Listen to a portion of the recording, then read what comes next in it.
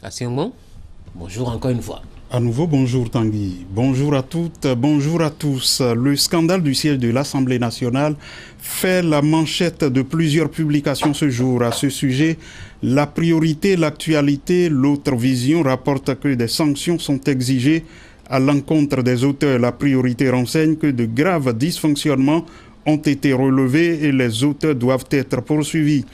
En tout cas, notre libération, le peuple exige des sanctions exemplaires pour ceux qui sont impliqués dans le scandale du siège de l'Assemblée nationale.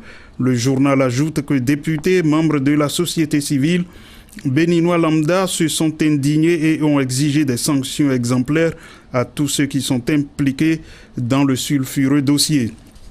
Le challenge d'estimer que les députés ont tout simplement donné la preuve de leur exaspération, de leur irritation et ont tout simplement exigé une sanction contre les auteurs. En croit le journal, l'indignation, la révolte et l'irritation étaient perceptibles et manifestes dans les réactions des députés au sujet du scandale du siège de l'Assemblée nationale.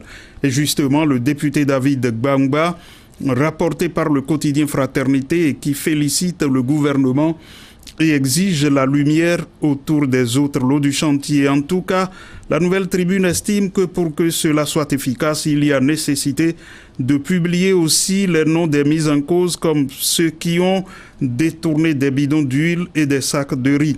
Le journal qui note que depuis quelques jours, il s'organise une vaste campagne de communication autour du chantier abandonné du siège de l'Assemblée nationale, de faire observer que si l'opération a suscité l'indignation de la part de maints Béninois pour ce chantier, on se rend compte avec le recul que l'agitation observée actuellement n'est qu'un montage. Bénin Intelligent note par contre que le temps couronne la méthode talon face au scandale du siège de l'Assemblée nationale, une méthode qui, selon le journal, montre son efficacité. Et pour que la lutte contre la corruption au Bénin prenne et aboutisse, il faut, comme le souligne en sa manchette le quotidien Fraternité, prévenir les actes de mauvaise gouvernance.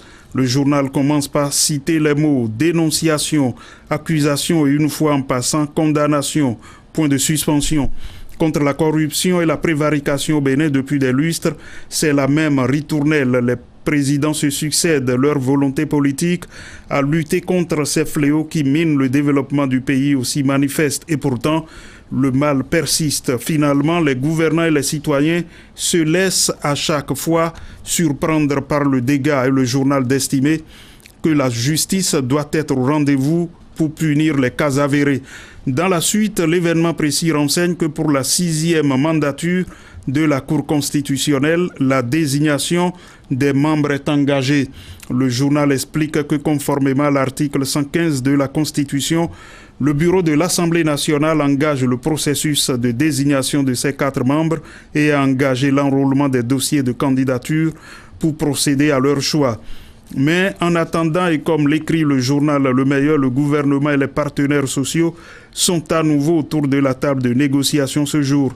Le journal note que la reprise des négociations pour l'heure intervient dans un contexte d'accalmie puisque les représentants des travailleurs du Bénin ont dû déposer les armes pour le moment. Pendant ce temps, l'opérateur économique béninois Sébastien Ajavon se confie à la Cour africaine des droits de l'homme, rapporte ce matin le nouvel observateur. La relève est le pays émergent qui souligne qu'il ne démord pas face à la sulfureuse affaire de cocaïne qui serait retrouvée dans l'un des conteneurs destinés à Cajaf Commande, une société dont il était l'administrateur général.